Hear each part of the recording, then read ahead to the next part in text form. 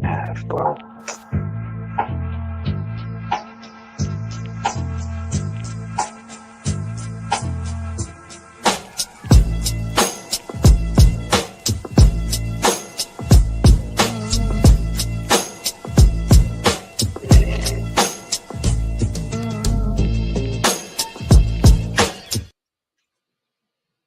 Wake your asses up. It's your favorite TIO Al Cintron and his friends, and welcome to the newest episode, the latest episode of TIO Al and Friends. I'm not on camera tonight because I'm dealing with hemorrhoids. I'm fucking with you. I'm not dealing with hemorrhoids. Uh, the, the I'm dealing with some back issues, so I have to lay down. But I know you guys missed my pretty face, so there's my new shiny logo, and I'll be using that more often. But here's Gallo and Pete Kennedy. What's good, fellas? What is up, Al? As always, you're old, so we get it. Sometimes you got to rest the back, but we're here, the young, spry, two chickens. We got Get the fuck out of here with that, man. Sorry, I missed you guys last week. I was having FOMO. I was driving in the car. I was trying to convince my wife to listen to TIO Al and Friends on the way upstate New York. Didn't win that battle, but it's okay. I listened on the rebound, and great show. You guys crush it as always. I'm happy to be back, though. Happy to be back. All right, well, good to have you back, and we're not discussing anime or anime porn or none of that stuff. So, can let's just. Oh my God, these we're not, we're not doing that, but we're going to start with a topic, and I've talked about this on the fan. I'm sure Gallo has, and I'm sure me and you, Pete, will do it Saturday night. I'm sick of talking about this man, but it is what it is, and that's Aaron Rodgers. You thought it was over. Nope. Rewind. He might be a New York Giant. I know the Giants are waiting for him patiently, which I think is a joke. I know people are going to say, well, it's a life decision. It's, he can take his time, but the longer you wait, the veteran quarterback that you're waiting for, they might be available, is going to be off the board. Russell Wilson was in Cleveland. He's being with the Giants. He might be back at Pittsburgh. Who the hell knows? But I think this is a horrible idea for a franchise, for a regime that's on its last leg. And if you're putting all your eggs in Aaron Rodgers' basket, go ask Robert Saleh how that panned out. It didn't work out. Now, I don't want to hear that he played well to end the season. They didn't win games. That's the bottom line. I know they win games come the fourth quarter. He didn't win games for them down the stretch. His QBR ratings were horrible as well. And I'm not a big statistician person, but his QBR ratings down the stretch were horrible as well.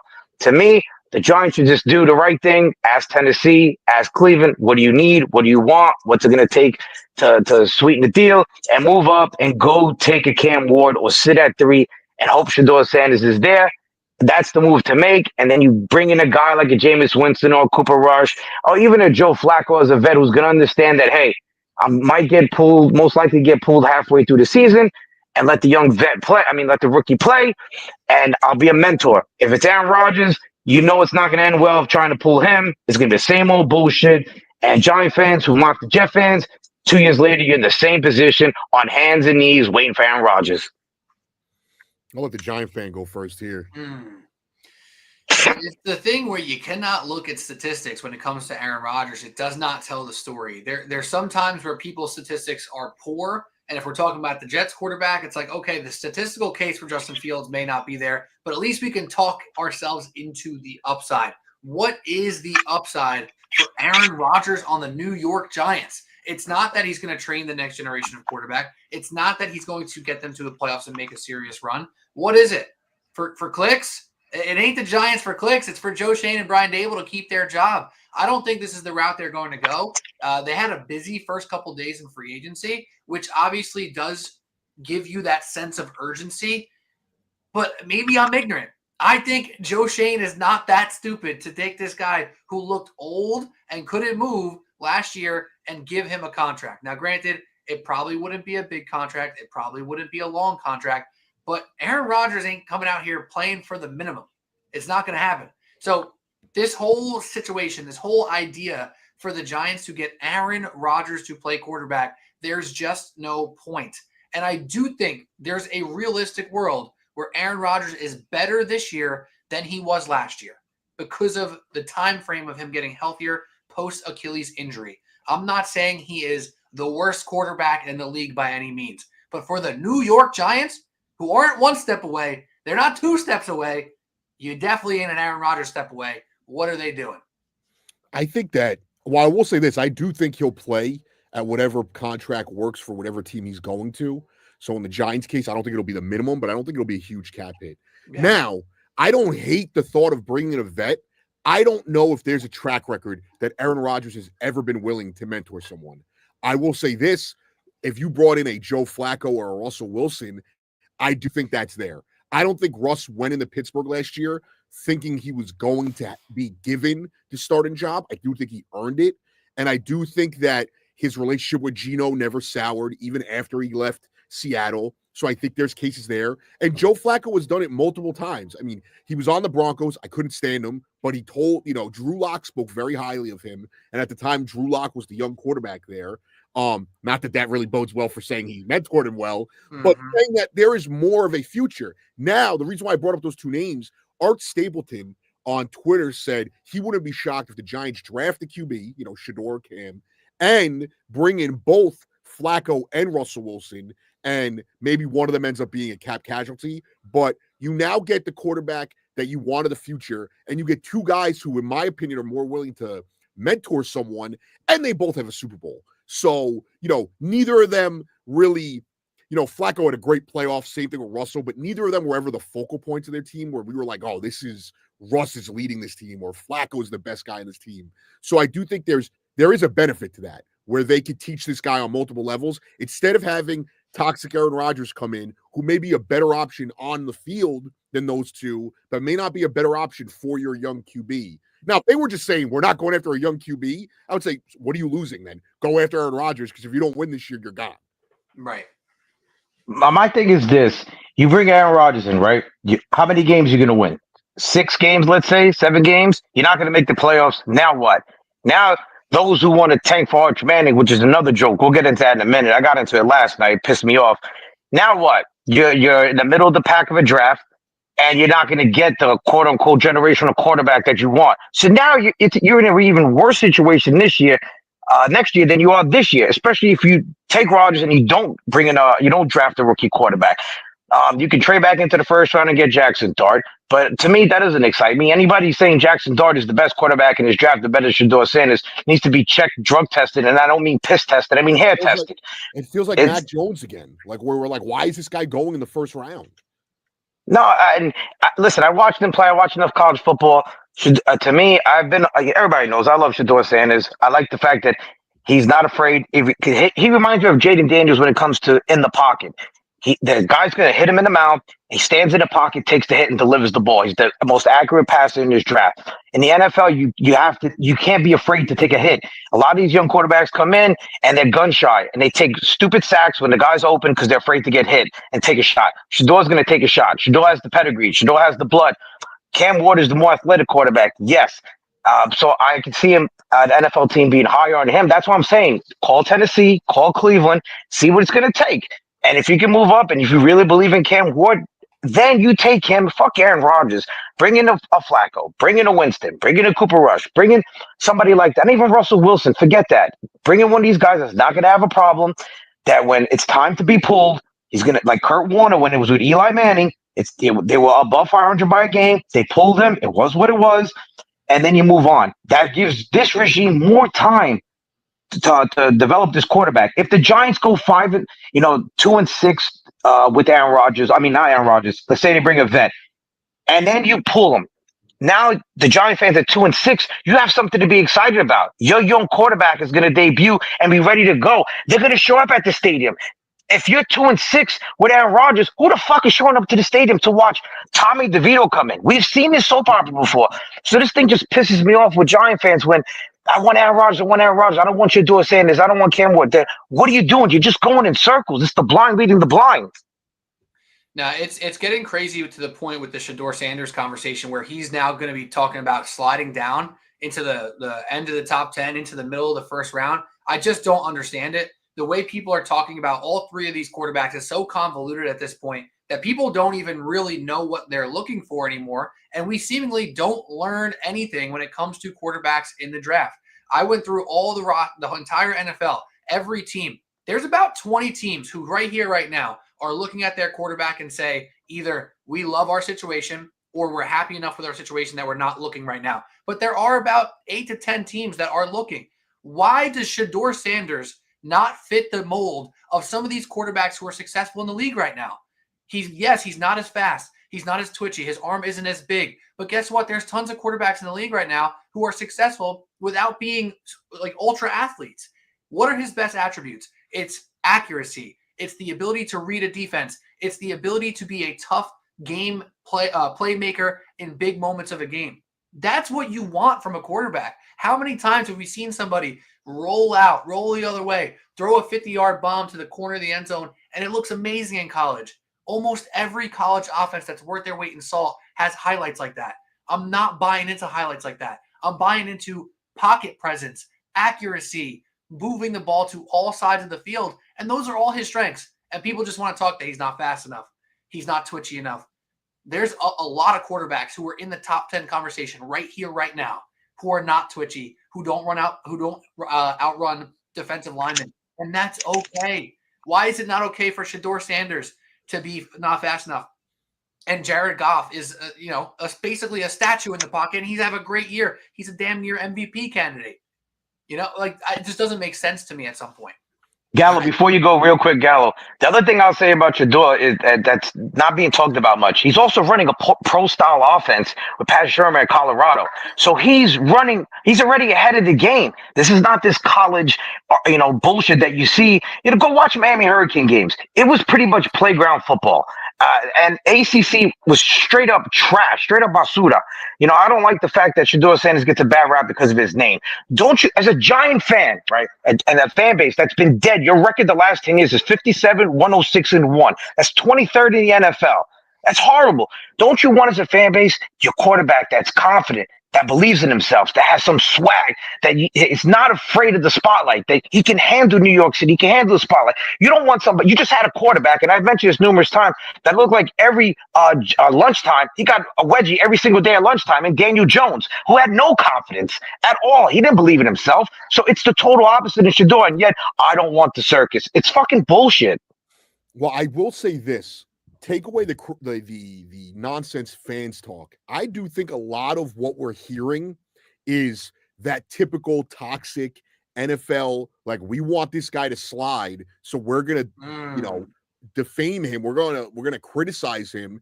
And I'll tell you this: I know who's doing it. When Jacina Anderson said top 7, everyone's like, the Jets are clearly bad mouthing him. But another dysfunctional franchise right in front of the Jets, who just got a quarterback, and they only signed him for essentially a 2-year deal in Geno Smith. The Oakland Raiders, Las Vegas Raiders, whatever, it doesn't matter. The Bub Pirates, whatever you want to call them, they are clearly, when you look at the board and who's trying to have this guy slide, I think it was them, because if it was the Jets, we would have heard you seem to say top 10. And I just think if you keep your third eye open, I know what this is, but I do think that if the criticisms are true, if people are saying that, they weren't watching the game film. I got a little obsessive with Shedeur Sanders, where 2 years ago I wanted the Broncos to take for him, and he became my favorite player to watch in college. And I think that everything you guys have said is true, and I do think a lot of, he ran a pro-style offense, which is a positive. The also negative is Pat Shermer's a shit coordinator. So, like, I do think that like, he got to run a pro-style offense, and he excelled with a guy who has no clue how to call an offense. And everyone's like, oh, it's Travis Hunter. I was like, no, he made, I forgot what the other kid is from.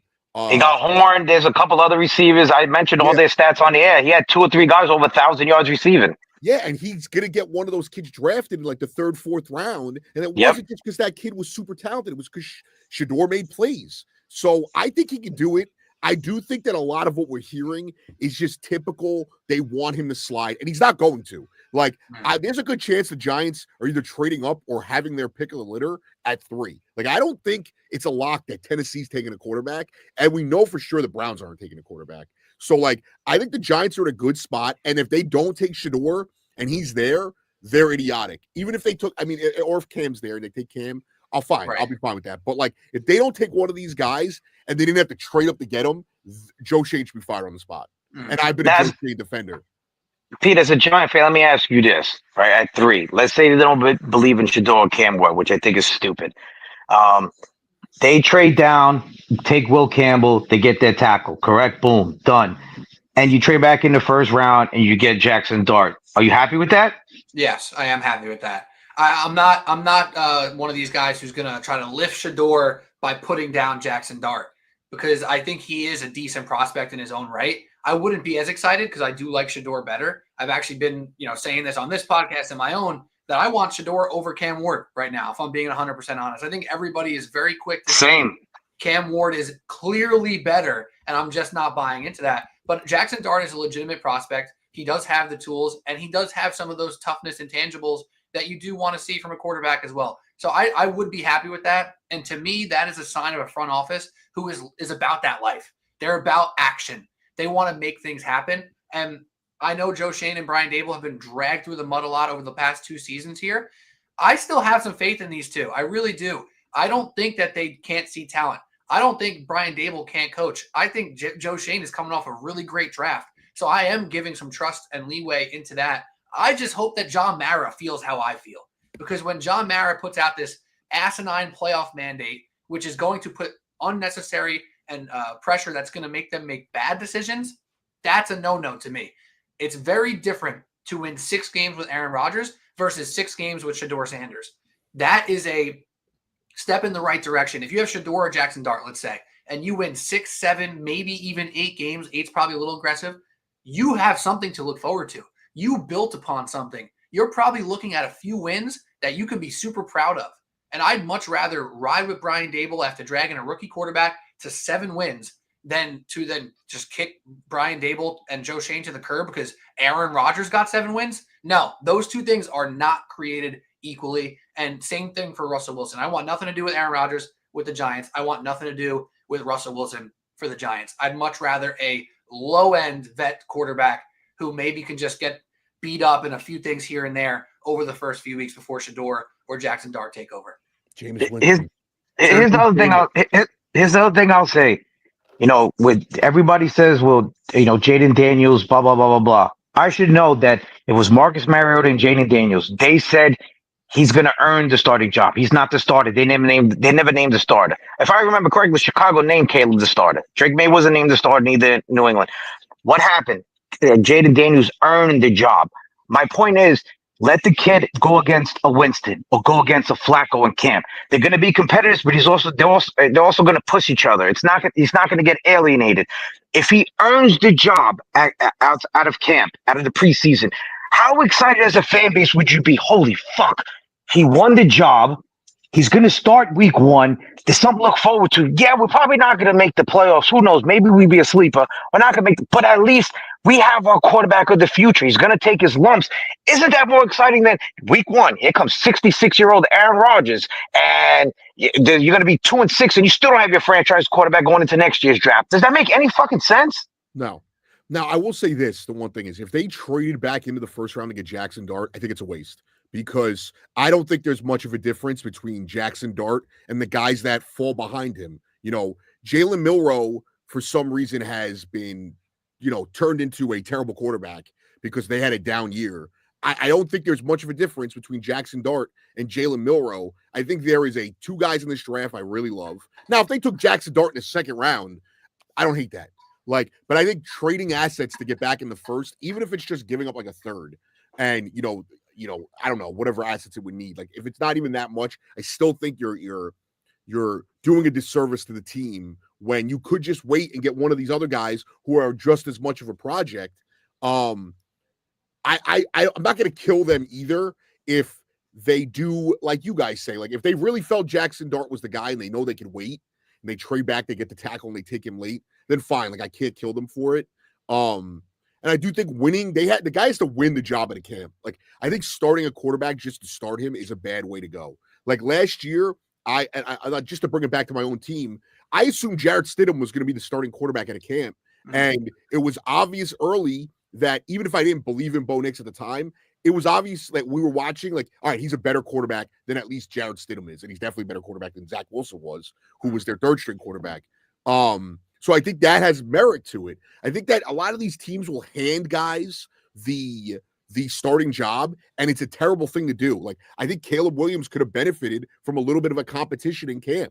Like, Jaden Daniels wasn't a lock to be the starter going into the preseason. So, like, I think these things matter. Drake May had to earn that job. And Jaden Daniels, Drake May, and Bo Nix were all, I'm not saying they're going to be better, but they were all far and wide better than Caleb Williams this year.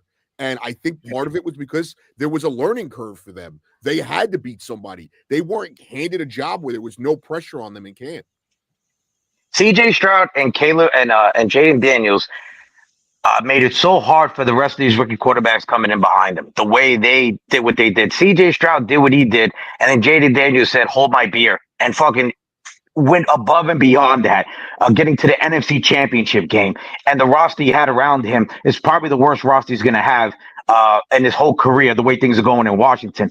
For me, I talked about this. I know I can troll from time to time, but my point about the whole Giant thing is you need something to be excited about. They need that Giant pride back. You have no pride. There's nothing. The Giants are being laughed at. They're the Cleveland Browns of the NFC right now. That's the way the jokes are coming down on them. This is an organization that's won 4 fucking Super Bowls. 4. And I'm not talking about 1 in 1969, the Jets.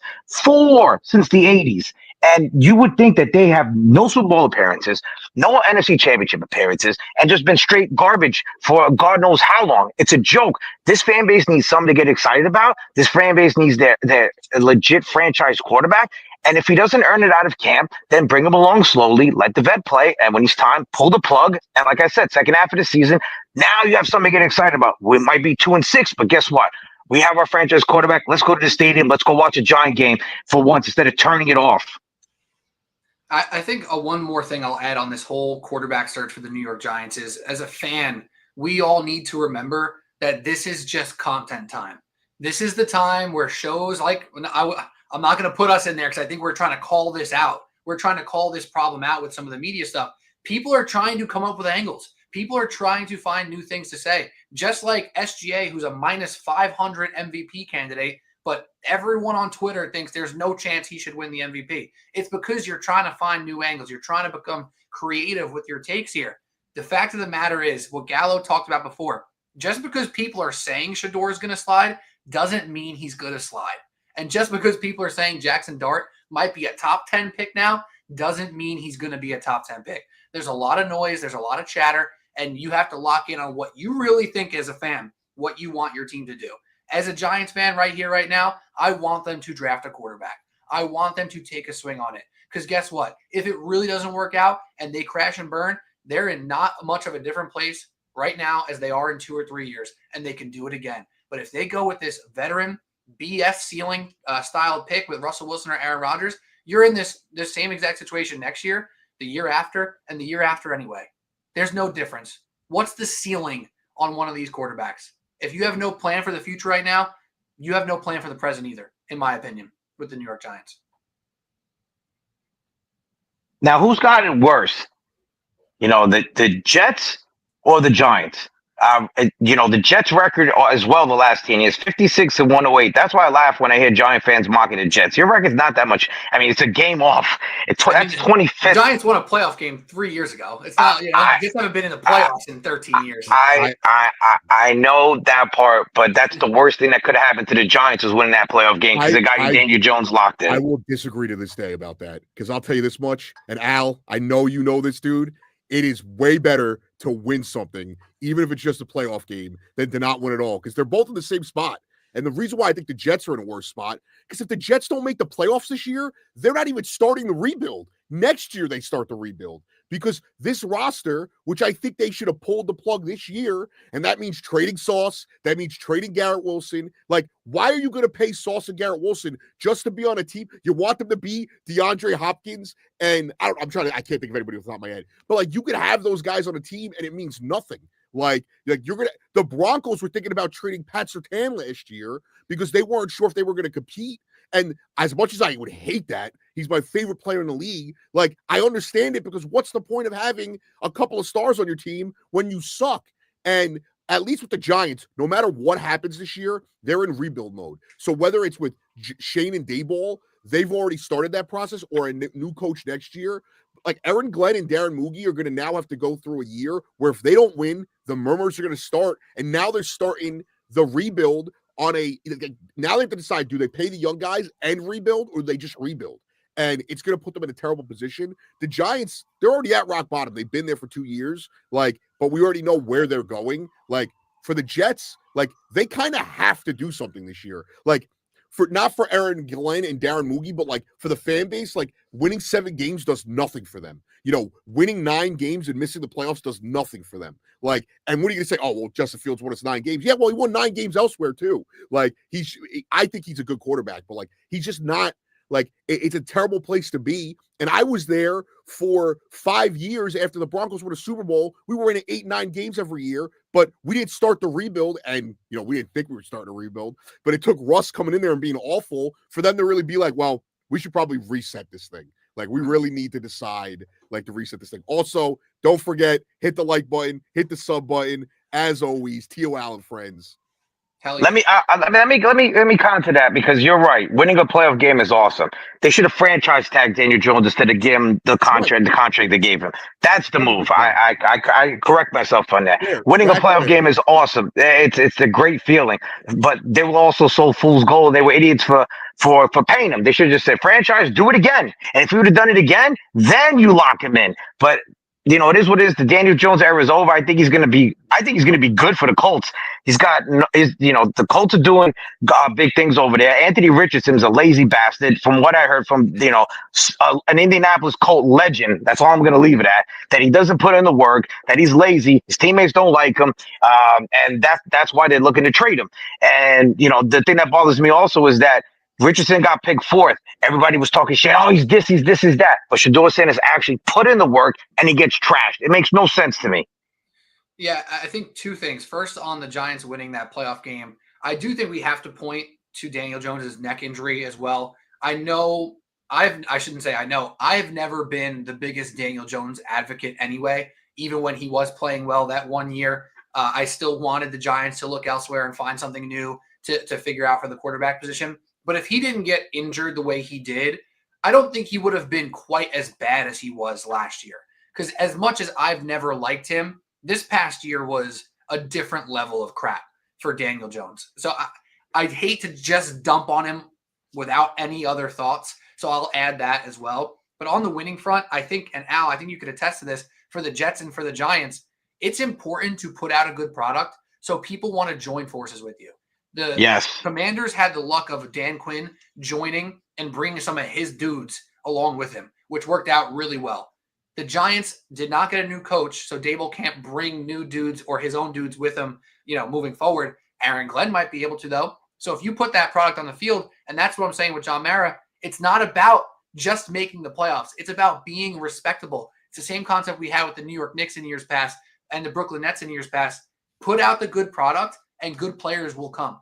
That's a really important part in the NFL right now, too, because all these free agents that, they can get money here, they can get money there. Why are they going to choose the Giants or the Jets? Because the product is good, because something's moving in the right direction, because they trust the coach. And that is super important for both franchises. Right. And I think that it says something like Al's got his quarterback in Washington, but now Washington is attracting big names because they were playing well. Now, on the flip side, if you're the Giants or, any team that may not look great right now and you win anything, that's how you entice guys. That's how the Broncos got Peyton Manning. That's how the Broncos got Russell Wilson, and it ended up being a disaster. But, they played good enough and they showed they had young talent. It just didn't get them anywhere. But I think that I'm never going to blame them for winning at all. I will blame them for not having the hindsight to say, oh, Daniel Jones isn't it. We don't have to commit to him. And I don't think that was a Dayball thing. I think it was more of a Shane thing. I think that they could have said, like Al said, we could franchise tag him. And if he really wanted to make a stink of it, I don't think they would have been like, all right, well, just send you somewhere else then.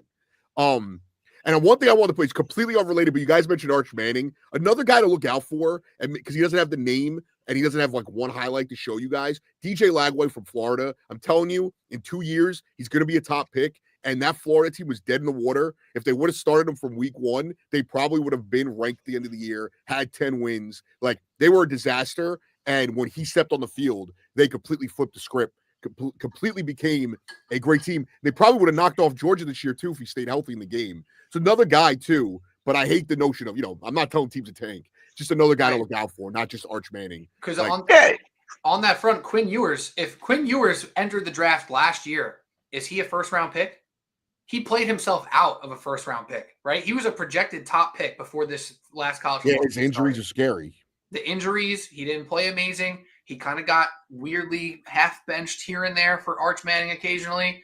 Like, these things change. These things are not set in stone. So Arch Manning, who has never played more than a full game against a crap team in his college football career, I'm not putting my eggs in that basket right now.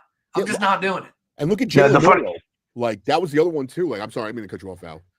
No, it's good. Go ahead. No, I was just saying, Jalen Milroe, too. Like, last year, he wasn't eligible, but he was viewed very highly.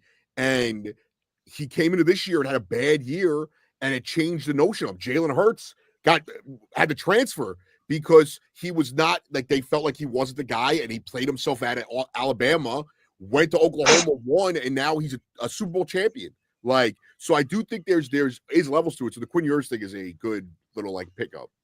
All right, two things. You brought up Jalen Milroe multiple times. The thing with Jalen Milroe is he's a one-read guy and takes off. That's his issue, and he's inaccurate. He needs to work on his action. He's a freak athlete, Anthony Richardson. He's a freak athlete, puts in the work, but he's a one-read guy, and then he just takes off. And in the NFL, you can't have that. He's a project. Are you willing to risk your jobs on a legit project? Not if you're the Giants. Maybe the Jets in the second round, if Milroe is there, that's a guy you can take because you have the regime that's going to be there for a while. You can take that risk there, or even in the third round, Milroe might be there. That you can do that. As far as Arch Manning, the only thing he's done, he's played against Division 16 schools, and he's rushed.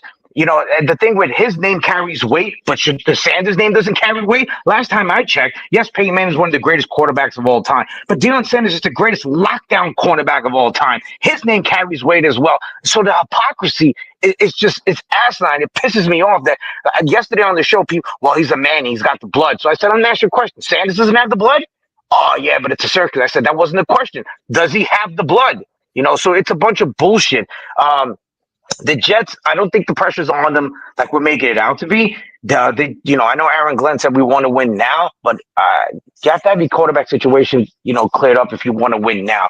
And now you just put a target on your back. The Patriots right now, the moves they've made are better. Miami's better. Buffalo's better. The Jets are looking at last place again. It's just a matter of, how do they look in terms of being last place? If they go 4-13, and they look like shit, it's not a good look, but the Justin Fields contract, you can just move on from it. If Justin Fields plays well, guess what? You found your diamond in the rough quarterback. It won't be the first guy that's gone to a new spot, Ryan Tannehill, and has found himself. So maybe, with being around his Ohio State brethren and Garrett Wilson, and who's the other guy? Is it Rutgers his name? And I know the center, Jason Smith, they got from Green Bay, was Justin Fields' center. Maybe that'll make him feel comfortable, and he finally finds himself as a New York Jet. And if not, the contract's not bad.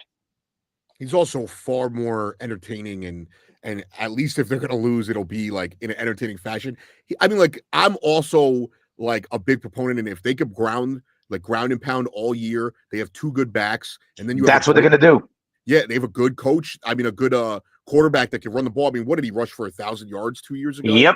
Something crazy like that. So he can run the ball, and you're not going to win a Super Bowl like that, but you can win games like that. So I don't hate, out of all the options of QBs this year, Justin Fields was the one that if you were a team, I was like, I get it if you want to take him. And Jameis, if you're just looking for entertainment. Always Jameis for entertainment. Is it possible? I have a question. Is it possible for me to really like the Justin Fields pickup for the New York Jets, but also think that it's not going to work? Oh yeah, because it's the Jets, right? I feel so torn about it because everything that I think Justin Fields makes sense for what the Jets had at their fingertips right now, but also I just don't have that much faith either. I don't know what it is exactly. I think it's a perfect move for the Jets because if you're going to win 6 or 7 games with Aaron Rodgers, you might as well win 6 or 7 with Justin Fields, in my opinion, because I think Justin Fields has the ability to take that massive step, that Sam Darnold step, that Geno Smith step that have happened in years past. So you take that risk to possibly win 9, maybe 10 games if you're super lucky. But my faith is just low. Is that a Jets problem? Is that a me problem? Is that a Justin Fields problem? I don't know. I think it's the It's a Jets. Woody Johnson problem. Yeah. It's a Woody Johnson problem. I guarantee if it was a different owner that didn't get, that kept out of the way, you'd feel different. It's a Woody Johnson problem, and the fact that for 20 years, whatever it's been, coach after coach after coach after coach, QB after QB, disaster after disaster. That's what it is. And Justin Fields has the opportunity with Aaron Glenn and the new GM to take the stank off the Jet name. And again, if Justin Fields comes in here, like you said, Sam Darnold, I mentioned Ryan Tannehill, it's happened before. If he can, Jeff Hostetler went for the Giants and went to the Raiders. He excelled. Stan Humphries back in the day too went from Washington and he went to the Chargers, got the Super Bowl. Brad Johnson, we've seen it happen. Quarterbacks go to different spots and be successful. So and when they weren't successful in other spots, Justin Fields has an opportunity, and he's still young enough to change the narrative around him and show. He goes from one dysfunctional franchise to another, which is crazy because the Bears are dysfunctional as well. And the Steelers, he got to see a well-run organization. He was pulled after going 4-2 for Russell Wilson. Reports say that they wanted to go back to Justin Fields, but it just didn't happen. And now he has an opportunity with the Jets. Again, the contract is friendly. If he goes 7-10, but they're competitive the whole season, they have their quarterback going into 2026 as well. It's a fair point, and I love the Geno Smith and Sam Darnold comparison because I think the quarterback evaluation in the league is awful. It's why I'm gonna push it out there. You guys know where I'm going. It's why a guy like Justin Herbert, who's accomplished nothing in the league, gets propped up, but he's overrated. Other guys who have done the same thing as him do not get propped up. Like realistically, if you look at Justin Herbert and Trevor Lawrence, their careers have turned out the same. Oh wait, Trevor Lawrence beat Justin Herbert in a playoff game, but. Pete's not going to be happy about this because we got into this.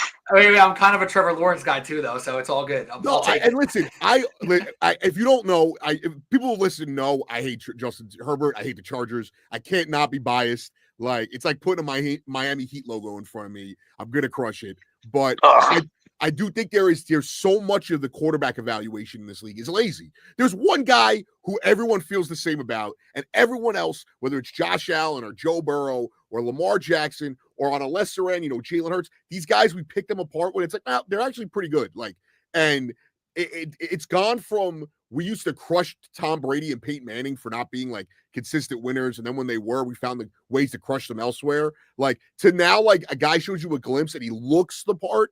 And I'll let you determine how that sounds to you. Like if he looks the part, we're going to anoint them. But if they don't, they slightly look off and they don't necessarily look the part and their numbers are the same, we're going to criticize one guy though. So I think that my thing with Justin Fields is I don't think he's great, but I do like his game and I see more potential in him than I do in any of these other quarterback candidates, more than a Cooper Rush. I've seen people talk up Cooper Rush like he's done anything. Like he's won a couple of games on a stacked Cowboys team in what before this year was a little bit of a weak division. And the 1 year that it was not weak, he got picked apart by the Commanders, the Eagles, and didn't look that great against the Giants. No, I actually like Cooper Rush. The Cowboys were pretty beat up this year, and he did a pretty good job with them. I have no problem with Cooper, and I hate the Cowboys. That out is different than how the media depicts it because you're pretty fair in how you evaluate the QBs. Like I'm not just saying that because I know you. Like you haven't said anything where I'm like, wow, that's egregious. Like the way you've talked about quarterback. Like I'll turn on ESPN tomorrow. Even the way I'll put it this way, Dak Prescott. I know you guys might feel differently. I think Dak Prescott's a good quarterback. The way people talk about him, though, they treat him like he's Zach Wilson, and it's like it's not the same. For Dak. I'm sorry to jump in, but for Dak Prescott, I feel like it's either he's an MVP top 5, 100%. Or he's absolute trash. Yeah, it's never like no, he's just like the 8th or 9th best guy, which is probably what he is, and that's okay. Do you know why?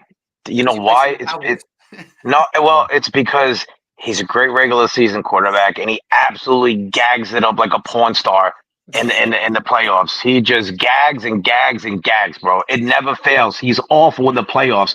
He throws the same interceptions, pick sixes, and he's just awful in the playoffs. That's the issue. He's got to get over the hump and get to an NFC Championship game. Forget the Super Bowl. Get to a championship game so the Cowboys get that stank off of it when it comes to being the only team in the last decade of century to get to the NFC Championship game. Until then, he's going to get crushed, especially with that contract. That's why he gets it. He's a great regular season quarterback. But come playoff time, there's 10, 12, 15 other quarterbacks I'd rather have than him in the playoffs. Including Justin Herbert, just for the record, right? The Justin Herbert. We went over this before the playoffs, and then you said after the playoffs. All right, you were right about that one. I'll never forget that one.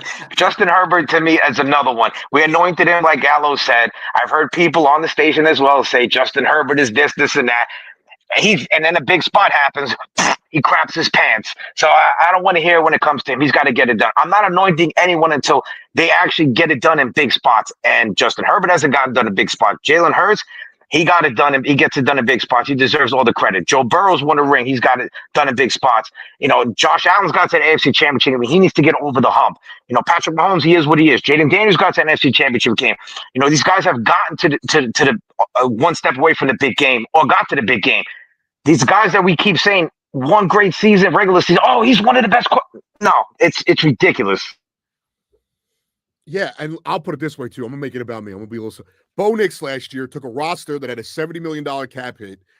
I thought was going to be the worst team in the league. They went to a playoff game. Justin Herbert came into the league with a stack roster to the point that they ruined Tyrod Taylor's career to get him in there and had done nearly squat. So it went from, the Chargers are stacked to, they don't have a defense. And then it was when Keenan Allen and Mike Williams weren't getting the job done, it was he has nobody to throw to. So that's my point is it's an inconsistent thing. And the same goes for other guys in the league. Like you mentioned Dak Prescott, and I agree with the evaluation, and I'm a big Lamar Jackson guy though, but sometimes so am I. Like and Lamar Jackson has choked in the playoffs. It's tough for me to defend him in the playoffs when he's looked bad. And then, Josh Not Allen. This year, Gallo. No, not this year. It wasn't his fault. It wasn't his fault this game. I know. I do agree. Like, it came down to one play. He did throw a couple of picks in that game. And the same thing goes for Josh Allen. Like, it's the only guy who I feel like has skirted the criticism that hasn't won anything yet is a Joe Burrow. Maybe because he did get to a because he beat Mahomes once in the playoffs. Yeah, and I'm not saying he should be criticized. I'm just saying, like, it's so inconsistent the way they talk about QBs in this league. And I think Shedeur Sanders could have a great year next year, and we're going to see a lot of people continue to naysay what he like give it. They're not going to give him any credit. So it's something that frustrates me, and I feel like I'm maybe I'm being biased. I feel like I'm pretty consistent with my quarterback evaluation. I don't think there's a lot of great quarterbacks in the league to begin with, but I do think the way that we talk about them is terrible. And the development, to go back to our original point with Geno Smith, Sam Darnold, the way they develop quarterbacks in the league too has been awful. Like a lot of guys get thrown by the wayside, and then shocker, good coaching fixes everything, and the guy looks great when he's in a good situation. Yeah, Geno was awesome at West Virginia. He was awesome. I thought he'd be a first round pick. I loved what I saw from him. And then let's be honest, he was immature and lazy. Remember the whole thing that he went to the movies the week they were playing the Chargers instead of studying the game plan, and it came back to bite him in the ass. So he's found himself. It takes time. What's going on now in all the leagues? What have you done for me lately? If you don't get something done in a year or two, they're quick to throw you in the trash. And one man's trash is another man's treasure. And that's what's happened. Geno Smith has found a home. Sam Darnold's got his contract. Good for him. I believe Daniel Jones is going to find his way in Indianapolis. I'm not saying he's going to be a Pro Bowler, but that division's not so good. And I think he's going to find his way in that division. He's going to play good football if he can stay healthy. He's got a great running back in Jonathan Taylor. The Colts have done some things in free agency as well to improve their roster. So I think he's going to be fine there. And then the funny thing is, we're going to get those calls on the fan, guys. I knew Daniel Jones was going to be great. I knew this is Bob from Long Island. I knew it. And the Giants screwed the pooch. You know what's going to happen, but it's two different stories. If Daniel Jones goes out there and balls out in Indianapolis, there's going to be not one Giant fan will be happy because the weird pro Daniel Jones guy is going to do what you just said, Al, and all the Daniel Jones haters out there like myself, we're going to be like, oh no, can we even show our face in public for dumping on this guy for years and years and years? Meanwhile, it was us all along. We were the problem, and it would just be horrendous. But I don't feel as confident as you that's going to work out in that fashion. If I'm being No, honest. the only reason I think so, the offensive, he's got a really good offensive line he's going to be working with. And the Giants, he never had an offensive line to work with. And I like some of his receivers as well. The good, young, talented receivers. He's got the running back, like I said. The division stinks. It's not the greatest division. I can see him getting it done. He just got to stay healthy. And honestly, I'm rooting for him because I would love nothing more than to get those phone calls from Giant fans miserable. It'll be 3 hours of phone calls and get you through a 4 or 5 hour show easy. So I'm all for it. Now, we've done enough football. Let's get to the baseball. The walking wounded in New York, whether you're a Met fan or whether you're a Yankee fan, it's been a complete disaster, more so for the Yankees than the Mets. Garrett Cole out for the season. Giancarlo Stanton can't get it, can't handle his business in the bedroom because both his elbows are not working. You got who else with DJ LeMahieu and his calf? He's out. Luis Heal's out to July. The Water Boy's on IL as well. He's got a broken foot. It's just nonstop stuff. Today we get Jeff McNeil. He's got a hip flexor, my favorite Met, Gallo's favorite Met, everybody's favorite Met, Jeff McNeil, which opens the door for Brett Beatty and Acuna to compete for their job and both be on the roster. What the hell? Francisco Alvarez, a freak accident again. He's out for 6 to 8 weeks. What the hell is going on with baseball players, especially in New York? Well, I think it's spring training. I think that, and then, I'm never going to recover from the Jeff McNeil injury. I really am not. I don't know what I'm going to do this year. Although I just want to clarify too, the squirrel costume, we did not put a games thing on it. So it's valid as long as he plays like 40 games or whatever. I don't know. So we'll leave it at that. But I do think that this is it sucks that it's happening. I'm curious, and I don't have a number off this. If we went back to last year, how many injuries did the Mets deal with at a camp? Like, I feel like it's just the nature of the beast. And I think if the Brunson stuff didn't happen right now, because I saw that tweet where it was saying we're in the worst situation, I don't think we'd be calling it a New York sports problem. And I do think the difference between the Mets and the Yankees is we kind of know we're going to get all these guys back on the Mets. The Yankees, they're not getting Cole back. Luis Heal's going to be out 3 months. We don't know what's going to happen with Stanton. And DJ LeMahieu, we might not see play this year. So theirs feel a little bit, more dire. I think it's right to panic if you're a Yankee fan. If you're a Met fan panicking, I would relax because they were built a little bit deeper than the Yankees, and they built the team for this reason. Catcher, that sucks. That's the one that scares me the most. I like Luis Torrens. I don't like him as an everyday catcher. So that one does scare me a little bit, but that, it's going to happen. Everyone's calling him injury prone, but it's like he does play catcher, and they're just naturally injury prone. There was 2 freak accidents, rounding first base, trying to stop, at the thumb issue. His production sucked last year when he came back, although behind the plate, go look at the ERA with him behind the plate and not behind the plate. It's night and day. It's gonna suck that if beginning of the season we're gonna have this issue, but I think this staff trusts Luis Torrens. He's having a great spring training. He's been good, I should say, very solid, hitting the ball for power. He's getting hits. I'm not worried. It's just probably for a month in terms into the season that we're not going to have Alvarez, maybe a month and a half. So back mid-May, Manaea's throwing the ball. Again, take it easy with him. Let's not rush him back. Go slow. I like what I see from McGill, Canning, and Blackburn. I had Tim Healy on yesterday. You can go catch on the Odyssey Rewind. He was fantastic. Had him on for like almost a half hour talking Mets. And we talked, about Brett Beatty as well, that Brett Beatty looks like he's going to make the roster over Acuna, and then all of a sudden we get the news McNeil's out today, out for a month. So both guys are probably going to make the roster, and both are going to compete for second base. And when McNeil's ready to come back, the one who sucks the most is either going to get traded or back to the minors, either or. The Mets situation is not as bad as the Yankees. You lose your ace, you lose your rookie of the year. You have Giancarlo Stanton, you lose your protection to Judge. Your third base position was already weak. It's just Jason Dominguez can't catch a fly ball to save his ass in real life on MLB The Show, as heck has shown us in videos. It's just unbelievable that it's just injury after injury after injury. And I'm not mocking the Yankee fan or piling on them, but do you think you miss Juan Soto now? I mean, remember all that talk, we're not going to miss him? I think you're going to miss him.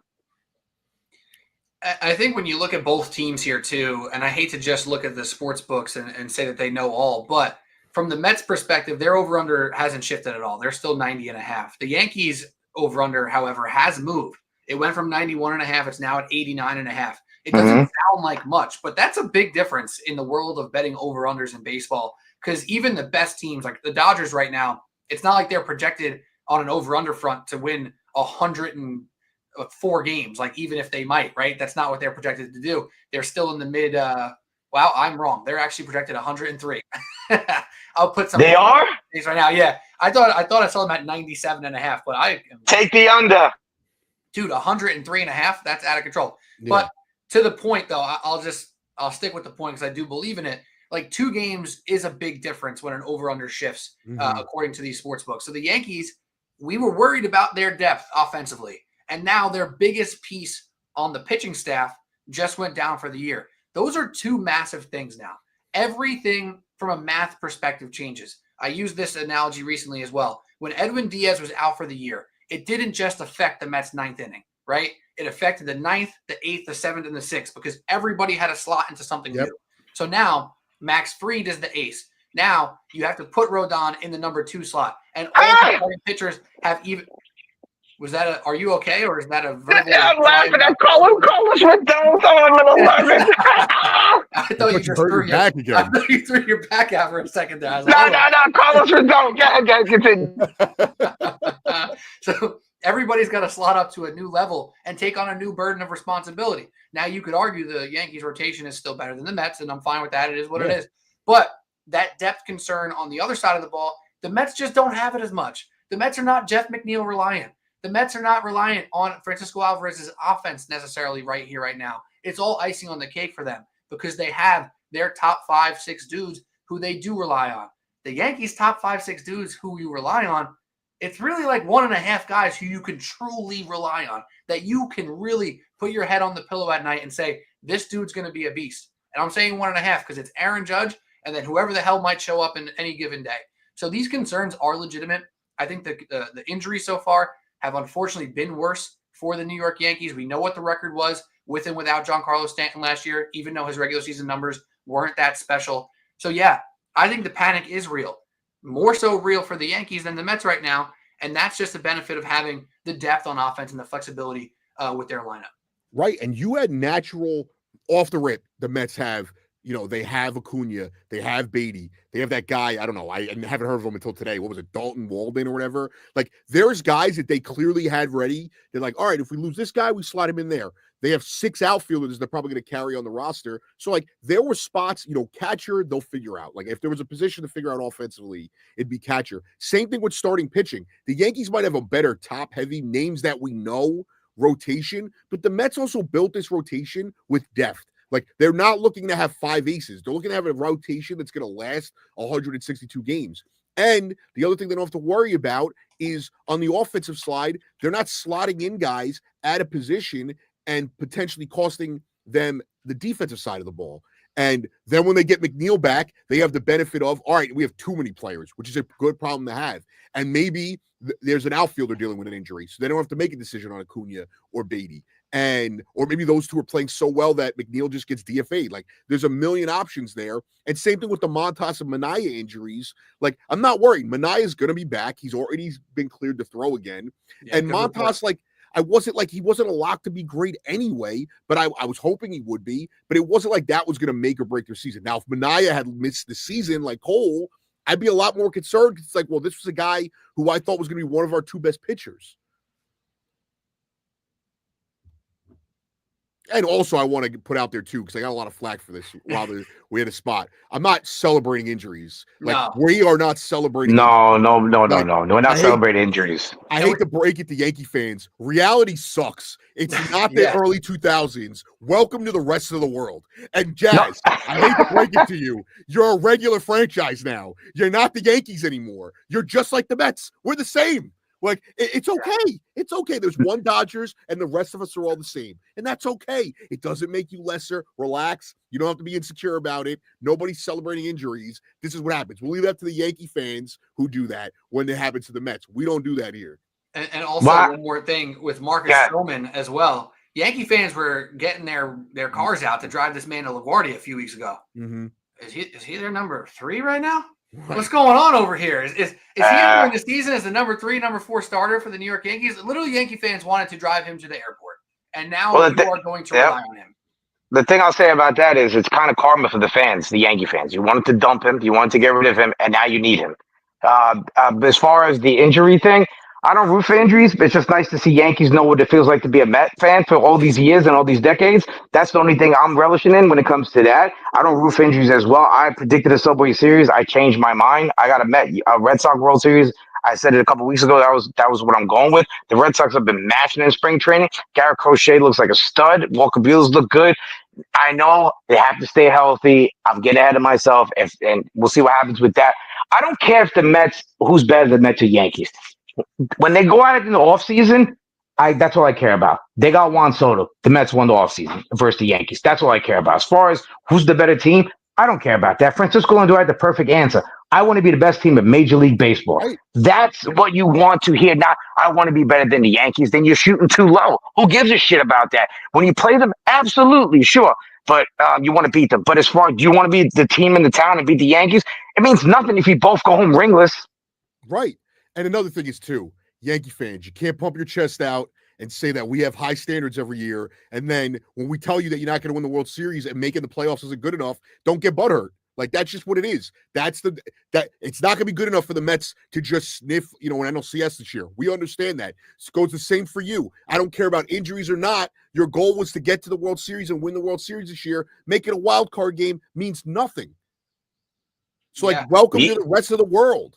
You got to be in it to win it, though. And that's all I got to say. They still have the trade deadline that you can make moves on. So I wouldn't be shocked. Cashman's going to have to – I mentioned Cashman's going to have to get creative. I was killed for it, but I was just trying to think of something creative. The Rockies and Nolan Arenado with the Cardinals, they paid out the contract. Well, guess what? You need some pop in your lineup. And he has pop in spring training, and he's had a rough go for years in Anaheim. Why not make the phone call? Hey, what is it going to take to figure out this Mike Trout contract? Money-wise, can we figure something out? You pay half of it. We'll take him off your hands. You can move on, and we can use him. I know you're going to say, well, Giancarlo Stanton's contract. Well, maybe they collect some insurance money from Giancarlo Stanton now that he's out as well. You got to get creative. I just threw it out there, the Trout thing. I'm sure there's other players out there you can get creative with. Maybe the Rockies, I know Ryan McMahon just signed the contract, but maybe at the trade deadline, they regret that contract and wanted to go a different direction. Make the phone call. You can get your third baseman right there. Get some left-handed pop there as well. Cashman's going to have to get creative. And I don't think we're speaking as hater Mets fans when we say things like this. The New York Yankees are not the Yankees that make multiple big-time decisions that compound and earn more over time. They seem like they're the type of franchise now. They make one big move, and they say, we good for a little bit, right? We're good. We got Juan Soto last year. Who says we don't make big moves anymore? We traded for Juan Soto last year. Well, now what? You got a bunch of guys who are on prove-it deals, if we're being honest. We got Cody Bellinger trying to prove that he's still worthwhile to be in the middle of a big-time lineup. We got Paul Goldschmidt off the worst season of his career. We got Anthony Volpe, who's still not a proven enough hitter. We got Jazz Chisholm, who's a bigger name than he is a statistics guy just yet, even though I like a lot of those guys. But the Yankees have to make a decision now. With these injuries, with Garrett Cole out for the year, are you going to be okay and say, yeah, our window is still probably open for another year or two? Or are you going to sit here and say, we need to win now. We thought we were a championship roster. Let's continue to think we're a championship roster by making moves. And this is not Met haterade. This is what Yankee fans are saying. A lot of Yankee fans hate what Brian Cashman's done. They hate Hal Steinbrenner. So, yeah, we sound like critical Mets fans sitting up here right now. But I think it's because we've seen a lot of this stuff that you've been seeing too. And I think some Yankee fans, to their credit, are just as critical, if not more critical. And in years past, us Mets fans would say, what are you complaining about? You got it so good over there. You're in an ALCS every year. You win 95 games every year. Playoffs every year. But now it is that point where if Aaron Judge doesn't win a World Series at some point in the next few years, is he ever going to win one? And that's going to be a really weird thing for the Yankee fans of this generation to look at a guy who's been that freaking good for this many years and see nothing to show for it. And the Yankees got to show up and do something about it. Heck, are you there, or did you go eat a mango? You might have went to go eat a mango. I'm here. I did not go to eat a mango. All right, Heck, let me ask you. I'm gonna name some names for you as the Yankee fan here. Ready? I'm gonna name some names for you. Louisville just won at the buzzer. Spread was -10.5. And you'd say yes or no. Steven Matz. No. Sonny Gray, Hell no. Jordan Montgomery, No way, Jose. Dylan Cease, Okay, and that's all right. We going somewhere. Michael King. Listen, I'm one of those Yankee fans that hated to see him go. I understood we needed to trade him away in order to get Soto. So if we could get Michael King back, why not?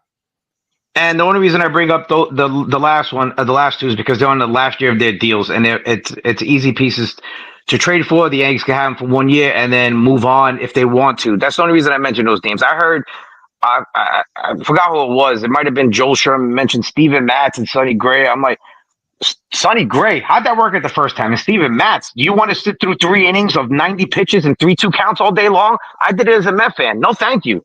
I got one for you, Heck. There's one. Go ahead, Gallo. Eric Fetty or Fady, I don't know how you say his name, from the Teddy, Cardinals. yeah, that's another one. So think about it. Cardinals, you go get him and Arenado. Bang, Yankees are fixed. Brian Cash. We got George Lombard Jr. coming up, bro. We don't need no Nolan Arenado. Yeah, but we got 19 Dom years Smith, old, bro. Okay, you know what? Now you're talking my language. Oh, God, killer Dom. There's one name that I want to bring up real quick as my headphone dies. I'm switching my headphones. There's one name that I want to bring up who's coming back off of Tommy John, and that's Sandy Alcantara. That's who I want from the Miami Marlins. I don't think the Yankees have the prospect capital to trade for a guy like that. But if the Mets do. But if we're going, yeah, I know. But if we're going to give up prospects, and if we're going to take a gamble, I'd rather take a gamble with Sandy than Dylan Cease, just because I'm not a big fan of Dylan Cease. Personally. All right. I figured to ask you as a Yankee fan. I know Sandy came up and the Mets have the prospects to get him. And that's a name Met fans need to watch before the deadline, at the deadline. That the contract compared to the other contracts that are out there for pitchers that they're getting paid.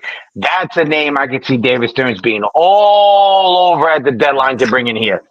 And the Yankees don't have Kim Ng and Derek Jeter there anymore to fleece the Marlins, so they might actually have to give up something this time instead of Garrett Cooper or whoever it was that gave up for Stanton.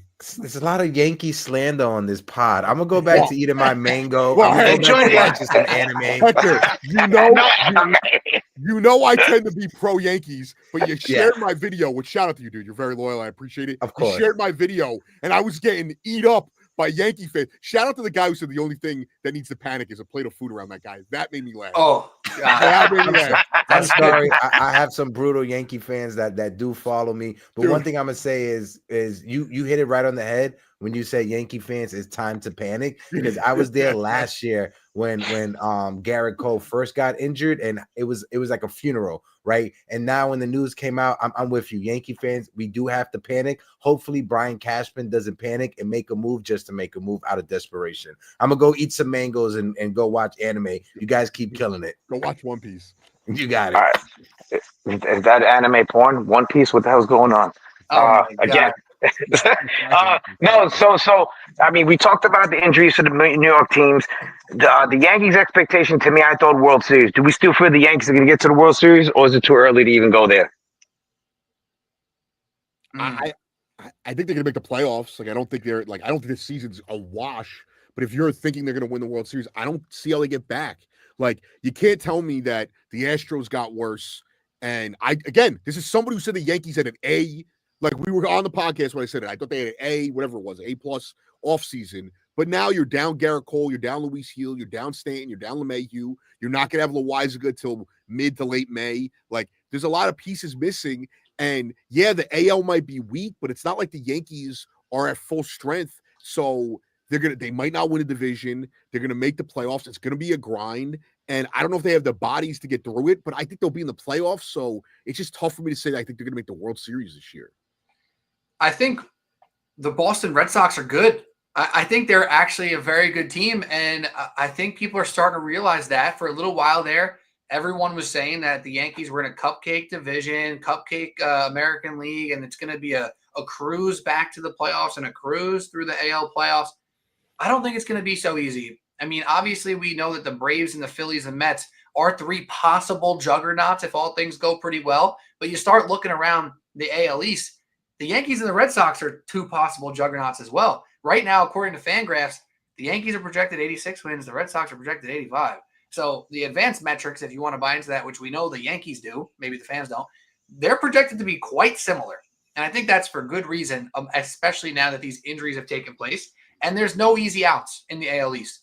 Even the Rays, who are not as strong as they once were, even the Blue Jays, who no one's super scared of, they're still projected to be above 500 teams. This is not a cupcake American League like people are making it out to be. It just happens to be the highest projected teams are all in the NL. But that doesn't mean all the AL teams suck. So I'm actually quite nervous here that the Yankee fans are going to have a tough summer where, they've been used to seeing that division standings and say, hey, yeah, we're up 7 games, we're up 8 games, it's all good, here we are, here we go. I just don't think it's going to be that simple. I think it's going to be a lot more tough, and I would not bet on the Yankees to be back in the World Series this year. The only reason that I changed my World Series is because the Red Sox have the prospects to go get a monster piece or two at the deadline. They have an outstanding farm system right now. They got outstanding pieces. They moved 4 pieces like it was none for Gerrit, 4 or 5 pieces, and they got plenty more to move. Let's say Toronto falls out of it. There's a guy at first base in Toronto.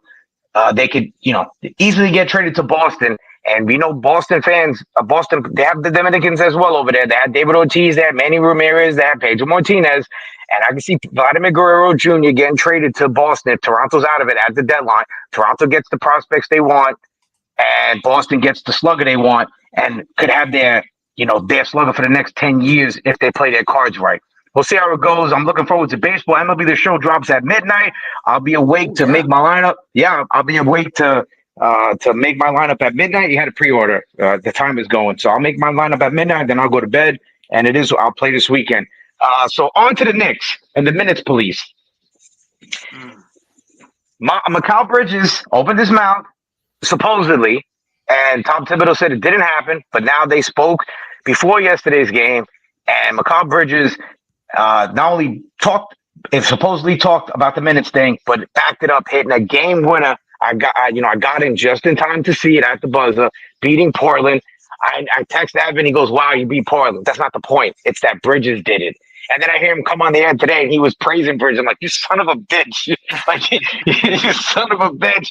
But it's like Mikal Bridges. He's been more assertive on the offensive end. The Knicks are 2-2 on this road trip. Last week when we spoke, Gallo, I said 4-1. You said 3-2. 3-2's on right at hand. Saturday night, they play Draymond's big mouth dumbass and the Golden State Warriors. And I cannot wait for Saturday night. I'm extra pumped for that game. I'm hoping Cat puts a 50-piece and his nutsack on his forehead when it's all said and done. How do we feel about the Knicks now? Without Brunson, probably for another 2 weeks. We'll see how that goes. How are we feeling about our Knicks?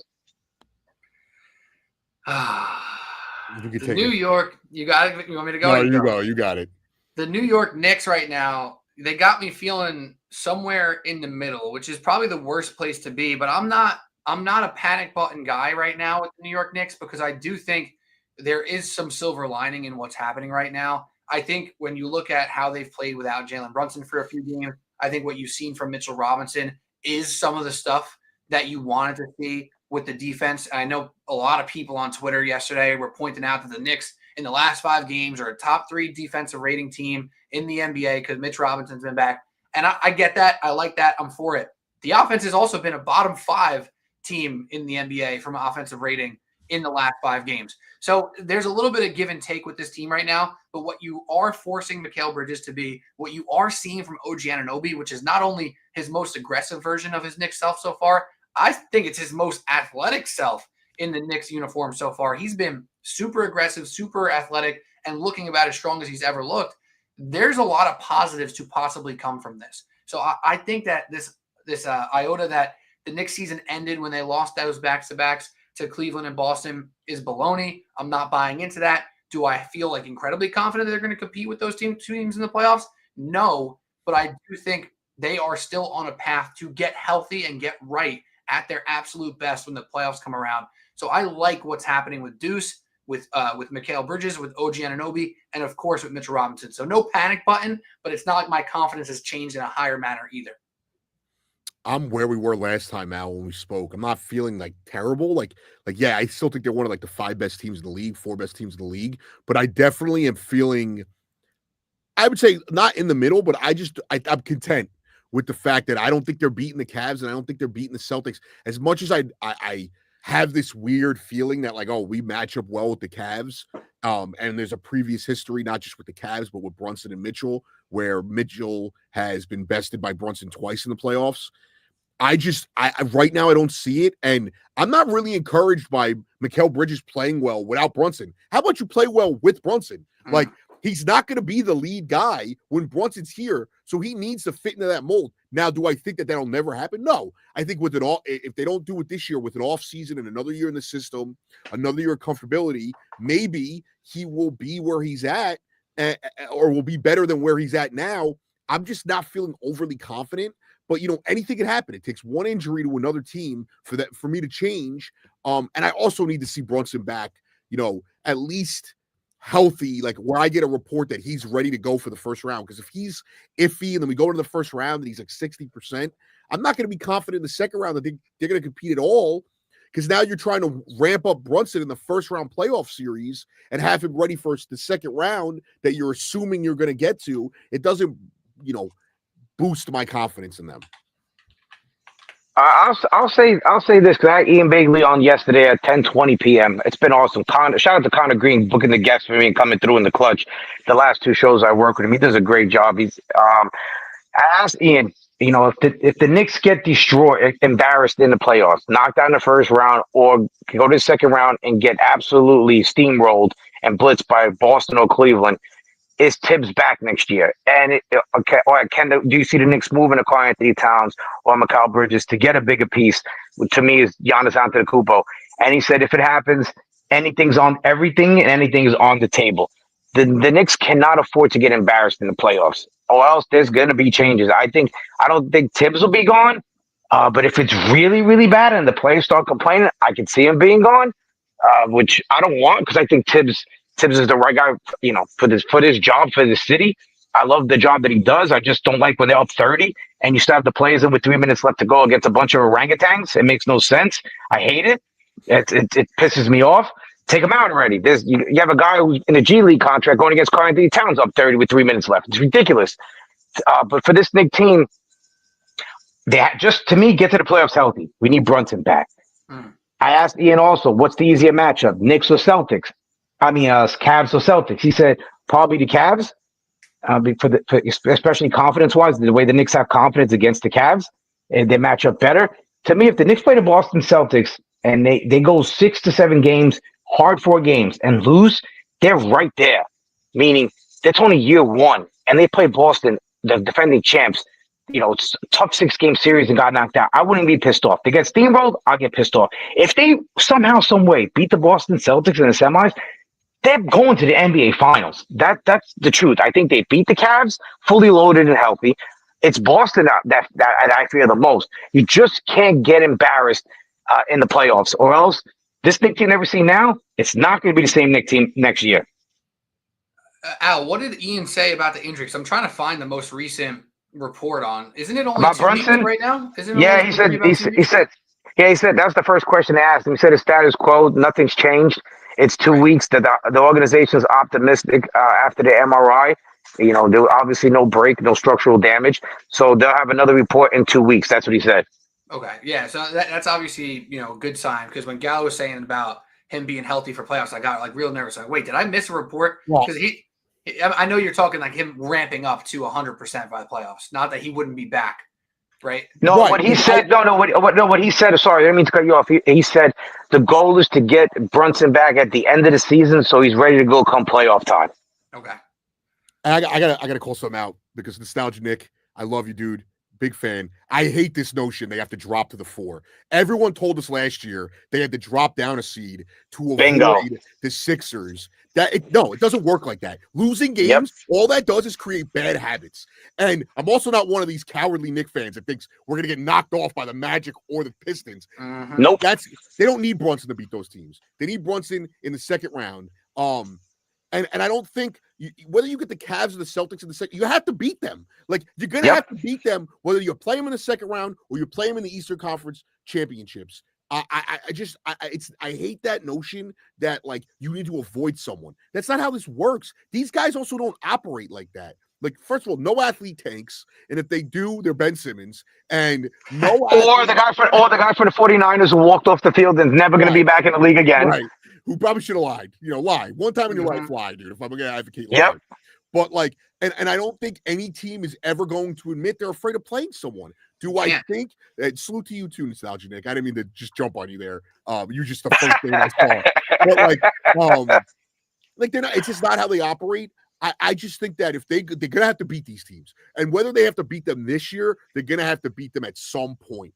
It's the same thing with the Bulls in the '90s, or name a team, the Heat with the mellow teams. Like, eventually you're gonna have to beat that team if you want to get somewhere. Look at the Celtics. Eventually they had to beat the Miami Heat. Like, it was just, last year I guess they avoided them, but like eventually they were gonna have to get over that hump. They just got lucky that project fell apart, but they had to get over that hump eventually. It wasn't like they were avoiding them. Like, I just feel like that notion that the Knicks have to play down to get up it's never going to work, because if they miss, the Cavs in the second round and they beat the Celtics, all right, well, now you're playing, I guess, the easier route in the Eastern Conference Finals. If they miss the Celtics in the second round, you're just going to have to play them again in the Eastern Conference Finals anyway.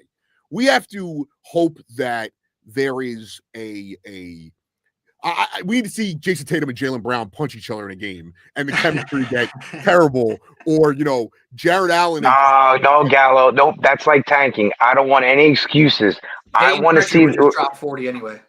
Yeah, I want Boston fully loaded versus the Knicks to see where we stand. Them to get hurt, but like, chemistry is going to be an issue. Like, that team is built to win a championship, and they've already gotten the hump.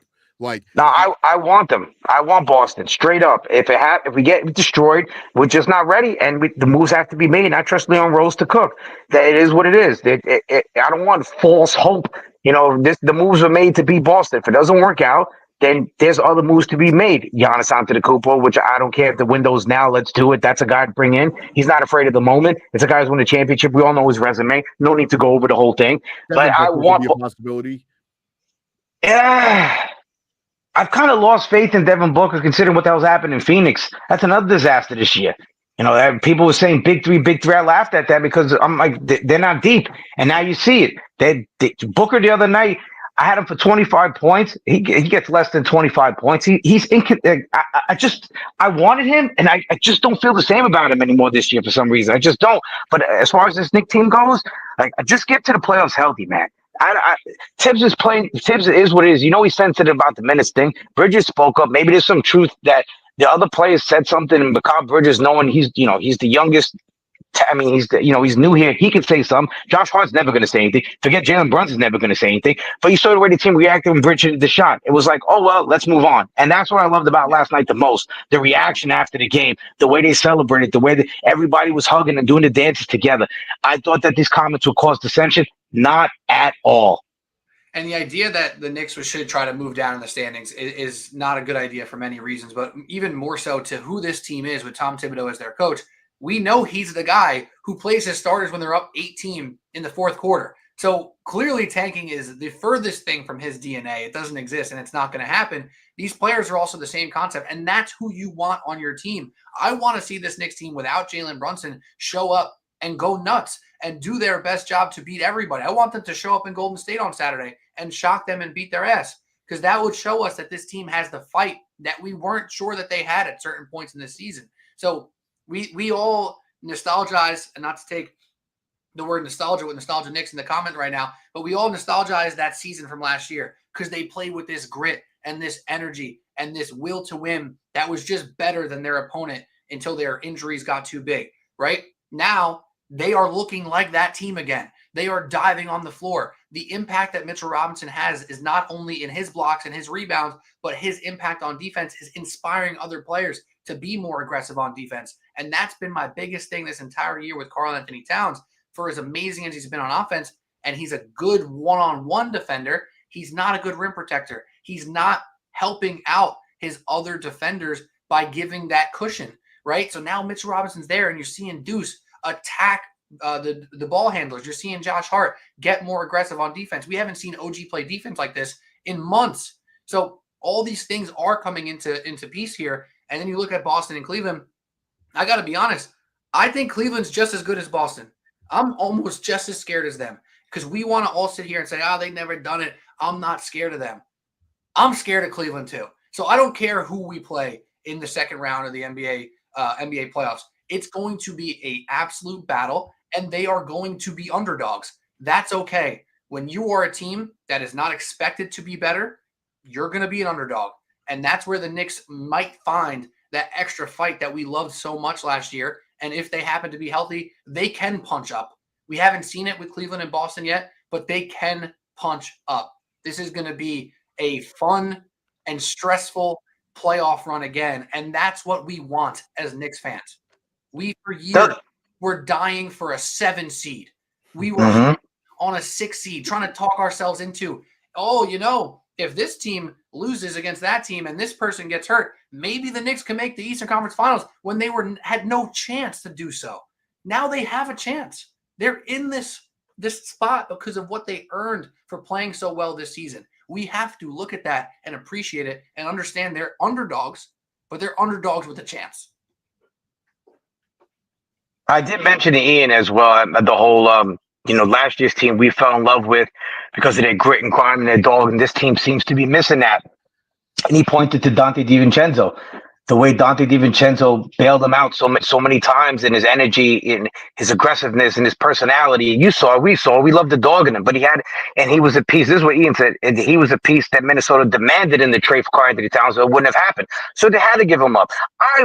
I missed him more than I missed Randall in the trade. I didn't want to give up Dante DiVincenzo, but it had to be done. And I also asked, is there a chance that Devo can be brought back next year? And he said that Dante DiVincenzo's contract is so team friendly that unless they're blown out the water, he doesn't see it happening. So I did ask this question. I had Knicks friends wanted me to ask that, so I asked that question. But I think starting last night that you might see the dog back in his team. Mitchell Robinson to return. His minutes, I asked about the minutes, restrictions. When they start to ramp them up, the closer they get to the playoffs, that's when they start ramping them up because it is what it is. You got to be all in or, that's it. It is what it is. So I asked them about that as well. I think the dog in this Knicks team, we're going to see from here on out. They're going to establish a personality without Brunson. And when Brunson comes back, everything will be perfect. And if we can't beat the Boston Celtics or the Cavs, we're just not good enough. I'm not afraid of any of them. Last year, everybody, the Milwaukee Bucks bitched out, of playing the Sixers. The Cavs bitched out of playing the Sixers. The Knicks embraced it. That's what I want. Since when do New Yorkers run? When did we want the easy route? When did we start getting like, let's move down, so bitch out of it? If we can't beat the best, we don't deserve it.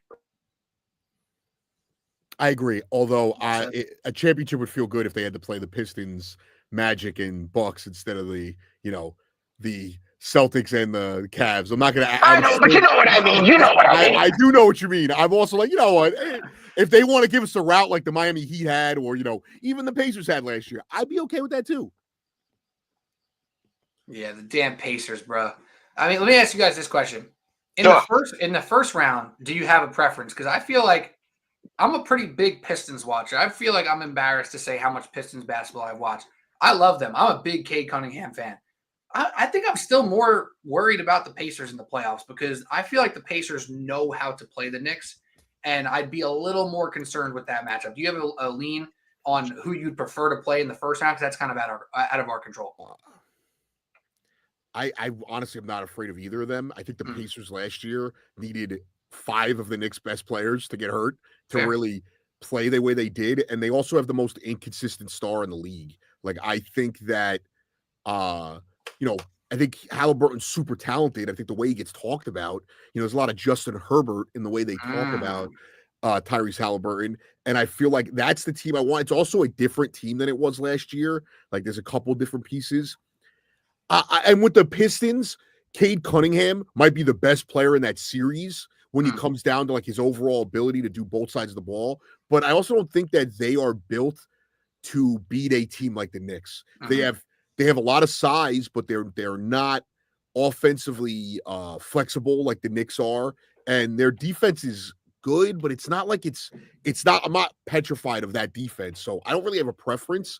I gotta be honest. The team that I joked about this last week, the only team I don't want to play in the first round that would be a possibility, and now it's not a possibility, is the Bulls. Like, they're the one bad team in the league. They're the one team that's not the Thunder, Cavs, or Celtics that has the Knicks number this year. Otherwise, like, none of these teams really. The Bucks don't scare me. The Pacers don't scare me. The Pistons don't scare me. Like, none of these teams really scare me. I want the matchup of the zestiest of the zesty. I want Halliburton versus Towns. And the jokes are gonna fly when it comes to their post game interviews and pre game interviews. I want the full revenge tour. I want the Indiana Pacers. I want revenge. I want our guys healthy versus their guys, so they can see what would have happened the year before if everybody was healthy. So I want the Pacers in the first round. I understand what you're saying about Detroit, but maybe I don't think they're ready for prime time. They still got to take those necessary steps. Kay Cunningham has come into his own this season. Shout out to him for getting it done. I think they're losing to the Wizards last I checked right now. So that's probably the easier matchup, but I'm all about the revenge talk. Give me the Pistons, and then give me the Cavs, or give me the Celtics, and then the Eastern Conference Finals. I don't care whoever. But I want, if it's a matchup, and the NBA wants the matchup, you know how that goes. Indiana, New York, the rivalry continues. That's what I want. Also, the standings are they're tied. It's the Bucks, Pacers, and Pistons are all tied right now. I didn't even know that. I think the Pistons are behind on percentage points, but it's the same. The Pacers have played 2 more games in those teams, but their win percentage is essentially the same. I don't want to see Andrew Nemhard anymore. I'm sick of him. Aaron Nesmith, sick of him. Before the Knicks and Pacers played each other in the playoffs last year, I actually enjoyed watching the Pacers. And then, like, when you hate a team for 7 games, you just like really build up loathing mentality for every single one of their team. Wait, a Knicks fan that actually enjoyed watching the Pacers? Ugh. Yeah, but I keep it a buck, man. I like who I like to watch. I've liked watching Tyrese Halliburton in his career. I got to be honest. I like how he plays basketball sometimes. And Gallo, I think I said this to you once when I was producing for you on air on the. Where I had this conversation where I said he was the most overrated superstar in the league. Yeah, it was. Yeah. Really... And I jumped in and I was like, sometimes I wish Jalen Brunson played like him a little bit more. And I know that sounds like completely asinine, but when Brunson is just in pure attack mode, it is beautiful to watch.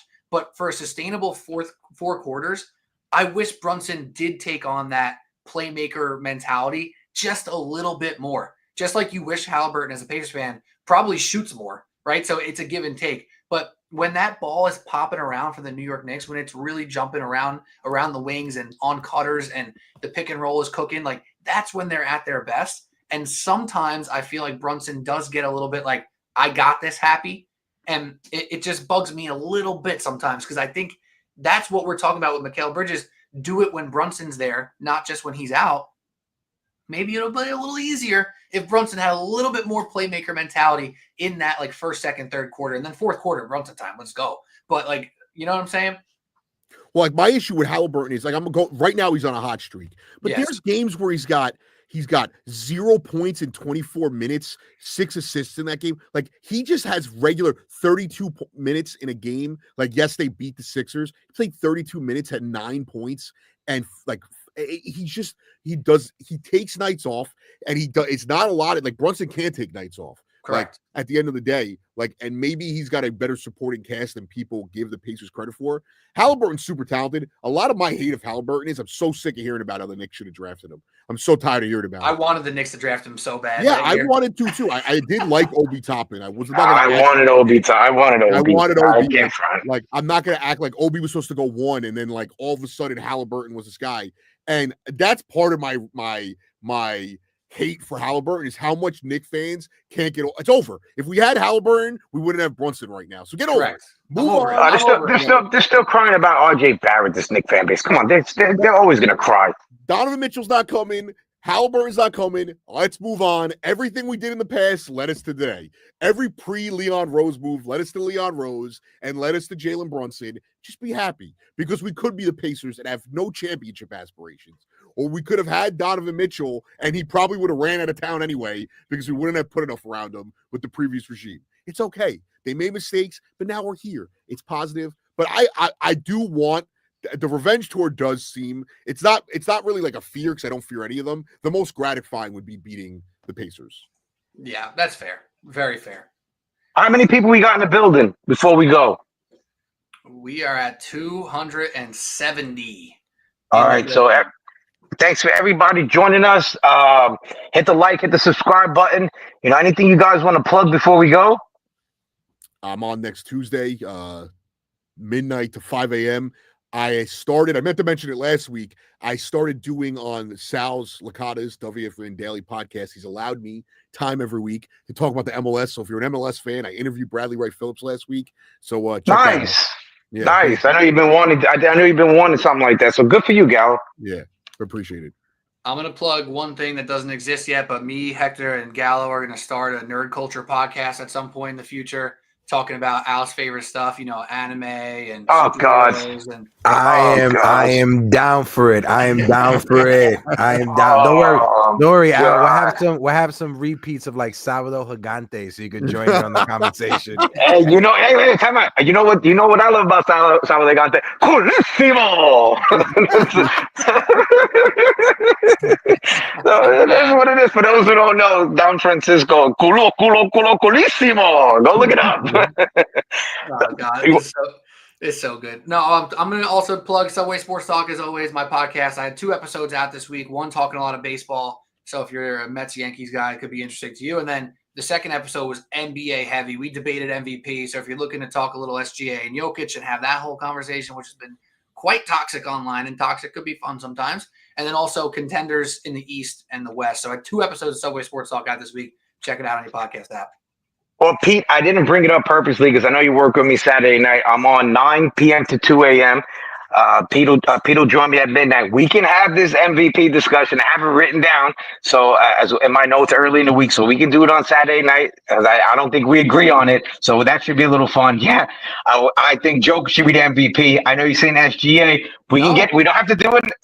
No. Oh, should I? I'll save it. I'll save it for next time. All right, we'll save it. Yeah, we're not gonna do it now. We'll do it Saturday night. I'm on 9 to 2 p.m. 9 p.m. to 2 a.m. 888-808-1019. It's your boy, your favorite TIO Al Cintron.